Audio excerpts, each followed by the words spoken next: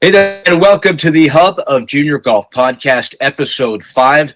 Roger Nick, the founder of the Junior Golf Hub. I'm Ryan Berg. Glad you're with us here. First 4 episodes have been rocking out there in the junior golf world. Last week, head coach of the University of Florida, J.C. Deacon, has had a huge response as this is hitting home, Roger. We understand that the golf population, there are more junior golfers than any other population in the game of golf, yet completely underserved on how to negotiate this path. And certainly the Junior Golf Hub is the answers to all of those questions. Let's continue here on episode 5. We will bring in a clinical psychologist, Dr. Josh Brant, who certainly can shed some light on how it is the best way to try to get the best out of these young athletes, and how clinical psychology is becoming such an important part of the game of golf. Certainly we know on the PGA Tour, Roger, that an LPGA Tour, that every player has a psychologist. When did you really kind of say, with the Hub, that this was something you think would be a good fit for your students? Yeah, Ryan, Dr. Brant has been a longtime friend, but more importantly, being around junior golf for so long, I mean, you hear the conversations that parents and kids have on the golf course for 25 plus years, and you know that there's got to be some problems or some underlying issues there when it comes to the players' performances. So I've been a long time believer that the mental game is a huge part of the game. However, I think how do you build the skills, if you will, in the golf space or in athletic space? Because I think that's a fine line between, there's a lot of people that go, oh, what's wrong with me? I need a sports psychologist. And there's nothing wrong per se, right? So I always had that feeling that some of the parents thought that their kid was choking and, having troubles finishing the rounds. But as you and I know, as parents of kids who played and have won at junior golf level, it's just another skill set that they have to develop over time, given the fact that they're going to have experiences that are going to be positive and negative. Certainly, a huge part of developing as a child, forget golf just from, obviously there's stages that go through college and then into adulthood where you develop as a person and are able to make better decisions.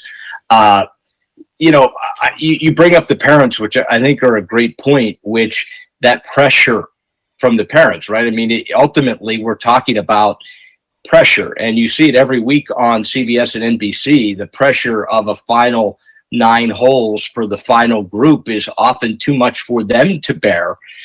Imagine and I've always said this, Roger, is there really any more pressure Sunday at the Masters on Jon Rahm than there is on a Sunday in the 12 and 11-year-old division of a junior golf tournament? And I know that sounds ridiculous, but I've always said this. To that 12 and 11-year-old, is it possible to put more pressure on them than they are feeling at that moment? Oh, you know what? Saying that, Ryan, it actually makes me think about, if you remember the movie Kicking and Screaming, and Robert Duvall comes out as the coach saying, between in this neighborhood on Sundays, between this time of the year and this time of the year, this is the big leagues, right? So, right. I mean, we do obviously see that and hear that with the parents and the kids feeling that pressure. But don't forget, I mean, these kids are feeling pressure not only on the golf course or in sports, but they're feeling it in the classroom, getting straight A's or not getting straight A's. I mean, unfortunately, you see the levels of child and so forth and teenage have been rising over the last 10 years based on kids either getting accepted into college or not. I mean, it's an epidemic. I mean, really, it's sad to see. And I think it's because we've actually, put so much weight on this achievement factor. And I think that's a big problem in our society. I mean, clearly we all, as parents, want our kids to succeed in life.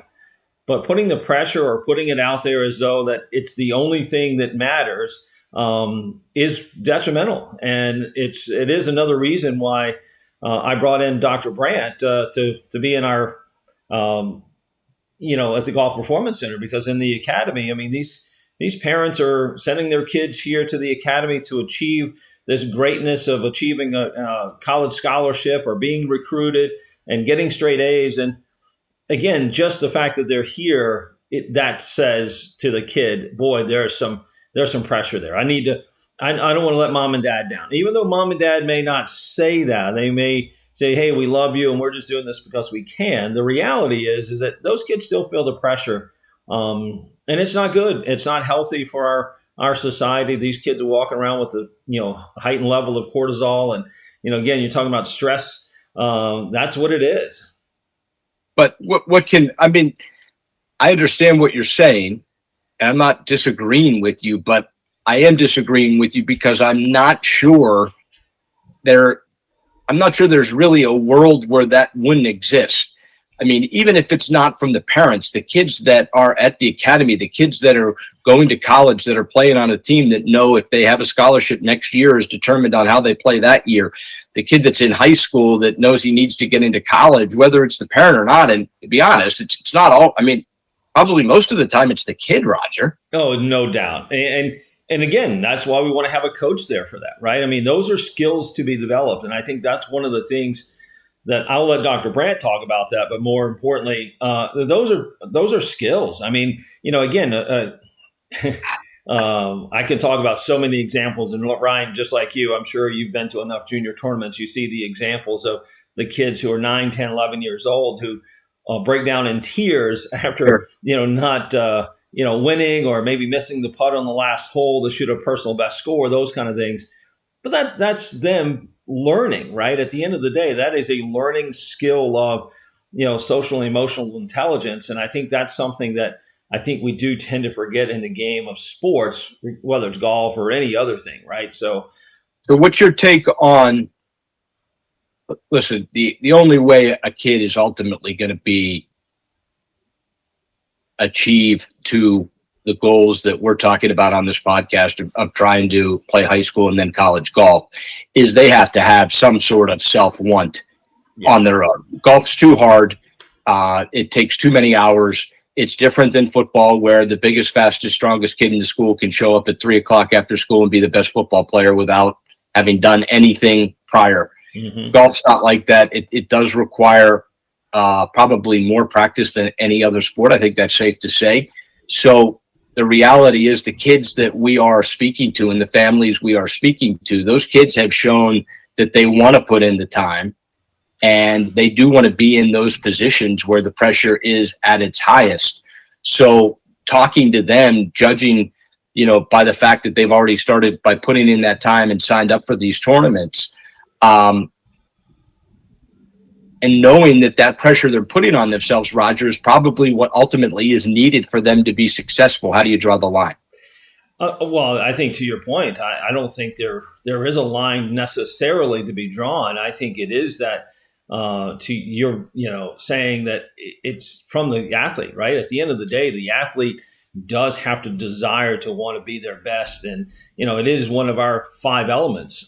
You've got to come in and wanting to get better, wanting to improve, and understanding that failure is part of that improvement process. Now, I think that's the real skills that these kids learn over time. But, what's the old adage about, diamonds from pressure, right? I mean, that's how you get diamonds. And I think, to your point of these kids are putting themselves in this because that's what they want. Ultimately, I think high achieving young athletes, I would say in general, do want to have that kind of pressure. And they want to, listen, I think, Ryan, you and I in sports growing up, I think every Sunday, every actually afternoon we played sports, we dreamed of hitting, the grand slam home run, all of those things that I think these kids grow up with. They want to make that a reality. And to your point, golf is ultimately the hardest sport out there to do that in because it's so many other skill sets required. I mean, it's not just hitting a ball. It's actually controlling a golf ball, better than everyone else that day, that week, that year, right? So it's a very difficult sport. And I think that's also underrated by, the challenge of golf is definitely underestimated by most people because I think they see the best players in the world go out and, shoot 20 under and think, oh, golf is so easy, right? Yeah. I mean, it just doesn't work that way. No, you brought up a key word there that I want to touch on with you. You brought up the word failure, and a big story this week was in the NBA playoffs. The Milwaukee Bucks, which are the 1 seed in the East, lost. And a reporter asked Giannis after the loss if this season was a failure. And he said no, and gave a great answer about how it wasn't a failure. I certainly can look at it two ways. I promise you that Michael Jordan and Kobe Bryant would have said it was a failure. The goal at the start of the season, or the goal when you go to a junior golf event, you set a goal.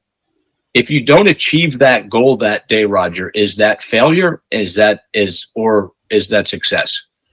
Oh, that's a loaded question, Ryan. I actually did see that interview. I love that. I love Giannis's answer too. I mean, it was actually, I reposted that on LinkedIn myself because I thought the answer was so good.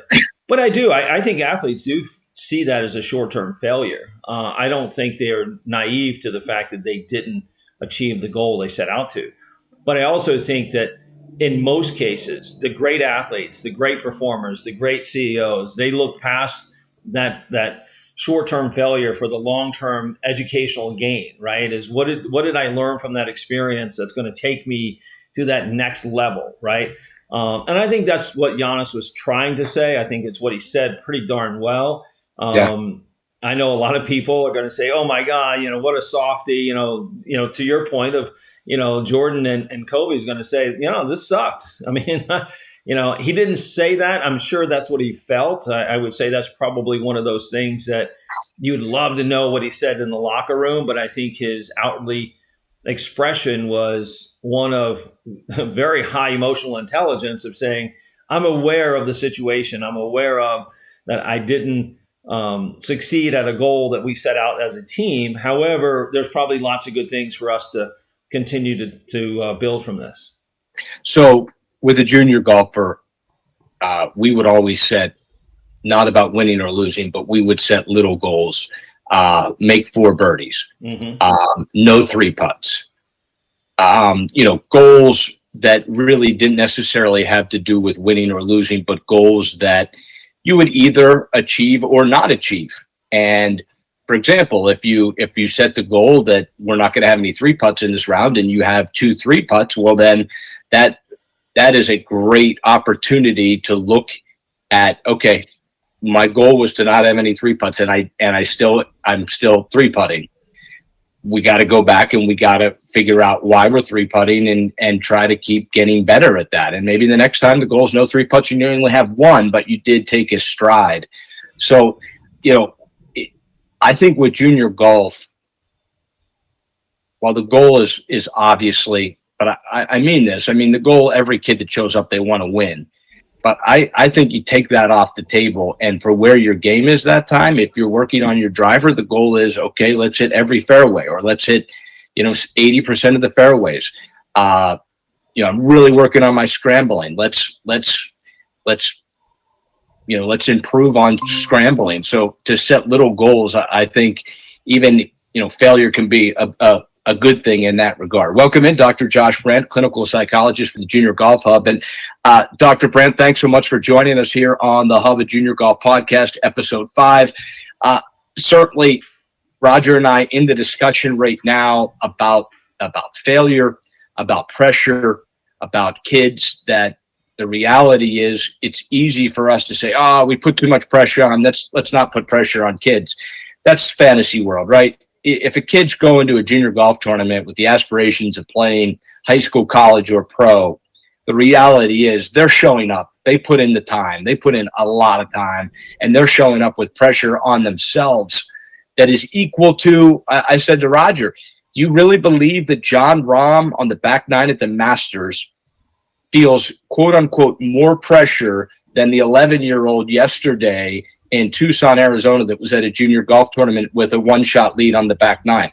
Like I've always said to my kid, that pressure could never get more than it is now. The value doesn't go any higher. You're already completely stressed out and have the most pressure in the world on you. So thanks for joining us today.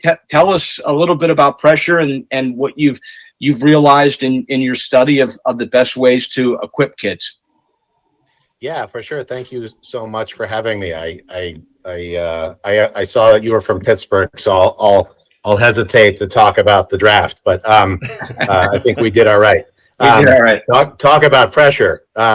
Anyway, sorry. Yeah, thanks for having me. Of course, I think for any athlete, pressure is a necessary part of the game. Actually, I think the origins of it are something that we can absolutely discuss, address. But the best athletes in the world thrive in pressure, and I think that's one of the most important distinguishing factors between the great athletes and the average athletes, is how they interpret that.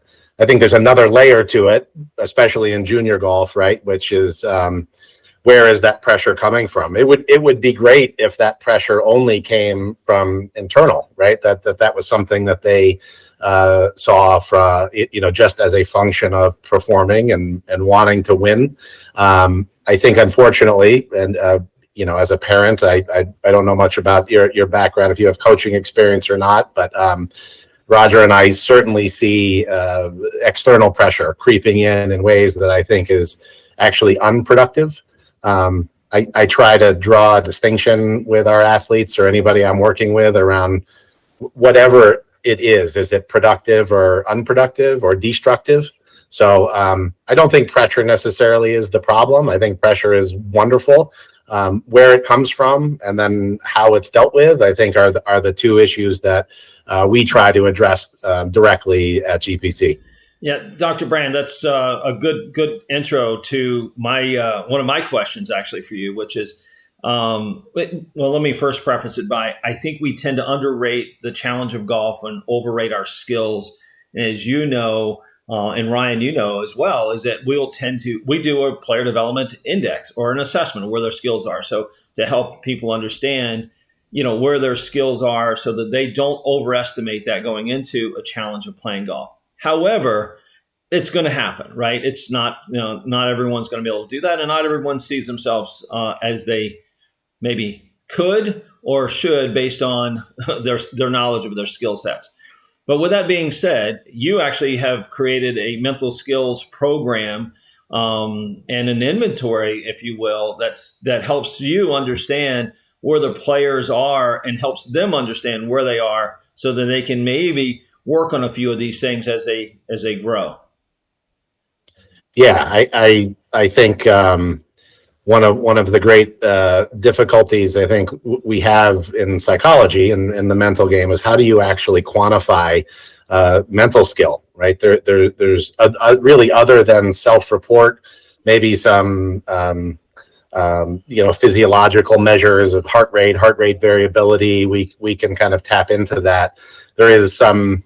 I know there are lots of people making money off of neurofeedback, but yet it's not really well validated. But still, we're looking at different ways to kind of quantify it. And right now, all we have is self-report. But yeah, I created what I think is an inventory that taps into kind of essential mental skills that specifically golfers I think need to perform well, and we put all of our athletes and members through that program, and it gives us a good sense of at least a kind of a baseline of where they are at, and I think in some way self-report isn't necessarily a bad thing because perception makes reality, and we all know that in golf how you're thinking and feeling about your game, your shot, your confidence makes all the difference in the world. So I can do a lot with my clinical background to make sense of some of these softer mental skills, softer self-reported skills, and turn them into something really useful for the kids. What are Brant, those skills, Dr. Brant? So when you say those softer skills, is there what are you talking about? Let the audience know what are you talking about? Yeah, there's kind of like 5 classic ones that we use in every sport, right? You're looking at goal setting, you're looking at self-awareness, you're looking at visualization. I think I have a hard time with the word positive self-talk. I say productive because you brought up John Rahm earlier, Ryan, and I'm not sure how It's a more philosophical discussion. Because I don't think he's angry. I think he is very productive. But anyway, productive self-talk, you know, I don't know if I mentioned it before too, but visualization. So those are some like the core ones. We dive a little deeper into self-awareness. We talk about emotional control. We talk about physiological regulation, or dealing directly with stress and pressure. We do a lot with, you know, it doesn't always get seen as a critical mental skill, I think, directly, because it doesn't seem like it's related, but how you practice, how you plan, how you prepare, all of those things go towards confidence. I think we talk a lot about a term that memory management, for me, is a term that I've come up with, is how do I respond to performance after a shot, after a tournament, after a round? How do I process that in a productive way so that it leaves me developing and moving forward and learning, rather than kind of stuck and frustrated or disappointed? So those are kind of the core ones that we address. You know, certainly Kobe Bryant was famous for saying that he always would make sure that his practice was way more difficult than the game. So regardless of the situation of the game, he knew that he had been in something far more severe and worse. How about that for the game of golf for our parents at home, where, you know, I think so many times when they're out practicing, if you do find a divot or whatever, you move it and you give the kid gives himself a perfect lie because, hey, it's just practice, right? Is there something to actually, in that practice round, go put a ball behind a tree? Put yourself in the worst possible condition. So inevitably, when that does happen in your actual round, when it matters, you will be able to have some recall of, isn't this funny? I just practiced this the other day. I hit 6 balls from behind a tree, and had some recollection of that, as opposed to you're behind a tree. You've never hit a ball from behind a tree. Now you're getting down on yourself. How am I possibly going to do this? How do you subscribe to the idea of make those practices really hard? Yeah, I mean, you're tapping into, I think, one of the great voids in golf, is that with that, right, at whatever level you're at, are we practicing in the same way we are performing? And most often, I mean, in every facet of the golf industry is guilty of this. Most people practice 2 different skills, right? When they're at practice, they're just trying to perfect a swing or time a swing and off of a flat, consistent lie. And when does that happen? Really, the only time you get to hit the same shot twice is on a penalty shot in golf. So I guess if you think you're going to hit a lot of penalty shots, that might be a good thing to practice. But I think you said it really well, Ryan. Whether it's Kobe or even I think at least all of us on this call will remember there was a great Tiger commercial where he took a basket of balls and walked into the woods and just threw it, and then just started hitting balls from everywhere. We need to practice like we play, and that is absolutely critical. And we're not just talking about practicing from difficult lies or unusual situations, but mentally, how do I deal with that? How can I deal with playing out of a divot, seeing that as an opportunity rather than seeing it as something to be intimidated by? The more opportunity you get to do that, when it does show up in a round, you're going to be much more prepared because you've been there before, you've done it, and you know what to do. And really, right, we talk about confidence is the most important mental skill. There's no better way to develop confidence than to be prepared for anything that comes your way. Yeah, that's really good. Dr. Brant, you're also working on something that I think is going to be revolutionary in the golf space and maybe beyond. And I know it's still early yet, but I know you've been tapping into some of the best players out there and getting some feedback regarding some skill sets. But, I know we've got preliminarily, one that really stands out to you. Can you elaborate a little bit on that? Sure. Yeah, we're basically taking a look at the quality, the trait of resilience. right? And taking a look to see how that directly correlates with elite performance in golf. And starting to, right, one of the other things that we have always looked at is grit, growth mindset. And those are wonderful concepts. They're also a little abstract. And I think even Carol Dweck and Angela Duckworth would say, right, they're conceptually, theoretically, they make sense. But how do we develop them? How do we teach them? How do we coach them? How do we learn those skills in real life? And I think resilience kind of captures all of that. And we've partnered up with a company, and we're taking a look at resilience and the role it is playing in golfers, and not just in terms of performance, right? Ultimately, we want to develop really good, competent, confident, capable kids and turn them into people. So what we're noticing is the same skills, right, that go along with resilience are also required in golf. And so really kind of exciting to see. We've right now, I think our sample size is growing, but we're at like 50 top golfers, juniors, amateurs, pros, men, women, and we're seeing some really cool patterns and what it takes to be resilient in the game of golf, and how that relates to success. That's interesting. I'll give you a personal experience that we've had to deal with in my house. So my son is now 19. He's a Division I golfer, but he started at the age of 9, Mm-hmm. and he has never been able to eat before a round. So this is real. All you hear but nutritionists and everyone talk, you hear all these stories, and we've heard them all his whole career, which is, well, not only do you have to eat a big meal before you go out, but you have to eat every other hole and all this stuff. He's never eaten before a round. So when we get the 1 o'clock tee time, we're talking about going 15 hours between meals.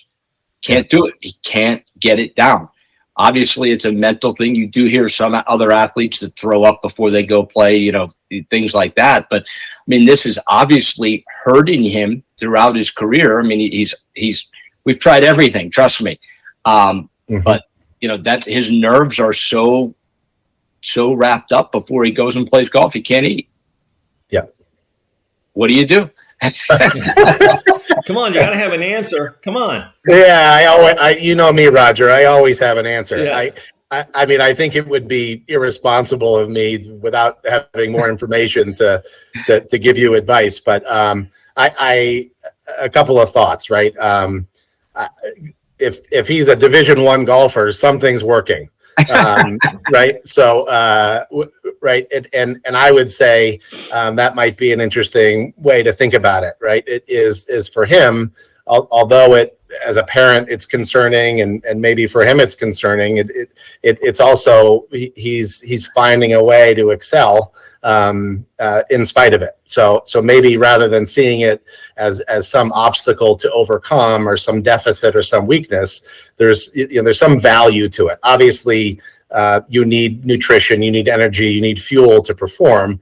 But again, there's something that's working. So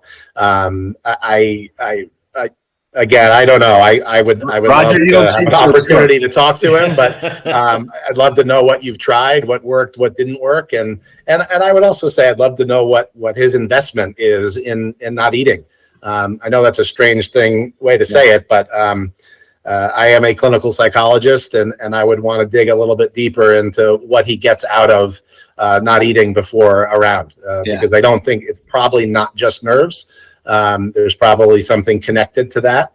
And also, I mean, since he's 9, you said he's been doing this? Yeah. I mean, that's 10 years of habit formation. So, there's value to that. Ultimately, is it going to hold him back? I think that will be probably a key moment for him to decide how much he needs to invest in changing this behavior. But it sounds like he's doing pretty well so far. Well, yeah, absolutely. And it's just latent gratification, right? I mean, at the end of the day, he's building resilience, and deferred gratification there. Maybe, I don't know. What are you feeding, steaks after the meal and it is you caviar? can't imagine how big the dinner bills are after a round of golf or the lunch or whatever it is. It's I mean, the second it's over, it's like he's ready to go. But it's interesting for sure. And Roger, we talk about this certainly.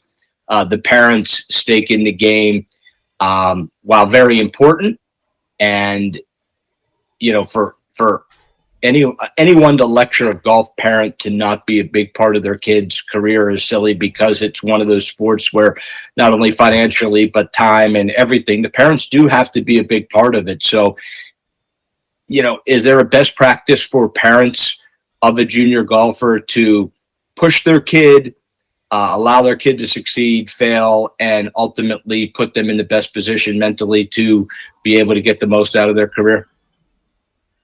Yeah, for sure. I mean, I think you're bringing up really important points about just the practical nature of supporting a junior golfer. Right. It's an expense, it's time. Those are all really important. I think this for me is just fundamental good parenting 101, which is get out of the way, right? And what I mean by that is get yourself out of the way. Obviously, there are ways you need to guide and care and support and protect, but if you're not paying attention to how your own ideology, philosophy, issues, regrets are getting in the way of doing what's in the best interest of your kid, then I think you're really failing your child. Too often parents think they have their child's best interest in mind, and it's usually the parent's best interest in mind that is being projected or played out on the relationship with their child. So I think the parents that I think allow their kids to be most successful are the ones that are able to recognize that, get out of the way, and still support. And that's really, really hard. I think there's a lot of social pressure, not just for kids, but for parents. There's the professionalization of sports in the United States these days that puts a lot of pressure on parents to kind of keep up with the Joneses and buy the best equipment and take kids to the best camps and have the best coaches and all of that. I think there potentially is a miss on long-term development, which I think is another thing that for me is also critical is being patient as a parent. Your son's not or daughter is not going to be the number one player in the world overnight. It does take a long time, and I love to hear that your son's been playing since he was 9, and I'm sure that those 10 years of development, there were many different paths that he took along the way, and it wasn't you just got him the best coach or you just got him the best equipment. That he had to discover and fail and recover on his own. And if you can't develop that skill, it's interesting. One of the things that Roger and I talk about this a lot, we were just talking about it the other day, but one of the things that we've been discovering is that the best players often are kind of independent. I'm not going to say loners because that has a bad connotation, but they're the ones that go out and dig it out of the dirt or spend 10 hours on the range, and they're alone. They're not there with a coach. They're not there, with someone kind of guiding or giving feedback on every step of the way. And I think what we're finding, it's really interesting. Even at the highest level, the best players really have the skill of being able to figure it out. Bless you, of how to figure it out on their own. And I think that it's cool if we can see the pattern that I think we're seeing. We can actually prescribe that to parents. Hey, you need to let your kid figure this out on their own. I know you think you need to. We know that, right? Anecdotally, but we could actually, and I think in a little while here, prove that parents need to step back and let their kids figure it out. So, wow. Yeah, lots of ways to be a good parent. But number one for me is get out of the way. Don't let your own issues interfere with the kids' development. Dr. Brand, that's a lot to unwrap there. That's pretty awesome. I know we can talk for hours and hours and days. So we look forward to having you back on the show another time. Where can the audience find you? How do they reach you to tap into your knowledge there? Yeah, I all through the Golf Performance Center. If you go on the website there, you'll see all of my links. That's the easiest way to get in touch with me. Awesome. And can you do video calls with kids from around the country? Yes, absolutely. Okay, absolutely. That's That's something that I'm Ryan's going to be calling you, Dr. Brant. That's what I thought. I was going to say, especially if they can get me Steeler tickets. There you go. All right, Dr. Josh Brant, clinical psychologist, the Junior Golf Hub. Doctor, thanks so much. As Roger said, we have to have you back because we've really just peeled the first layer of the onion, but appreciate you coming on the podcast today. Yeah, appreciate it. Thanks, Ryan. Thanks Roger. Brant. We'll see you. All right, see ya. Bye. Well, Roger, pretty interesting for sure. One thing that he started to kind of touch on at the end there was, why do the parents put themselves in that position where they're actually causing a problem? And is it because that's what they wanted for themselves and it didn't happen? And now this is the, kind of Johnny or Sally is a great player, and we're not going to let that happen again. There's a lot of things. There's a lot of reasons, not just one, but it's certainly golf's tough enough. You don't want to add another obstacle. No doubt about it, Ryan. And we see it, and you see it as well as a parent following your child out there, your player. And you see the body language. We talk to parents all the time and kind of guide them and hopefully give them, let's call it corrective exercises, right? Which is, kids see your body language, right? So they hear what they see, right? And without verbal, there is that body language that kids see too, right? So it's one of those dangerous things that I know we want to express the emotion of, hey, I care so much and I love you. So I hate when you hit those bad shots for you. But the reality is, again, back to it may be on them that, boy, they're just frustrated why they don't want to see their child fail. So it is a difficult thing. And I think Dr. Brant, he brings up a lot of good stuff there. But I think it really still also starts with, do you know where you are as a player? Do you know in the long term, do you know your skill sets? Are you estimating your skills and underestimating the challenge of competitive golf? And as we know, it is just super difficult to go out there and play and win every single day. It's nearly impossible. Nearly impossible. Tell our listeners and viewers best way to get in touch with the Junior Golf Hub so they can start to really have a tool that will help them at home, not only in the mental part of the game, but with scheduling, with player development, with everything. What's the best way to get a hold of the Junior Golf Hub? Absolutely. Log in to juniorgolfhub.com. Use the code JuniorPodcast and or Junior Golf Pod, right? I believe that's the one. Use that code, get a free access to that. So start today, build your profile. Awesome. Roger, today was fun. Yeah. I learned a lot. I think our listeners and viewers did too. We definitely have to have Dr. Brant back on soon. But for everyone here at the Junior Golf Hub and the Hub of Junior Golf Podcast, hope you enjoyed episode 5. For Roger, Nick, I'm Ryan Burr. We'll see you back here next week.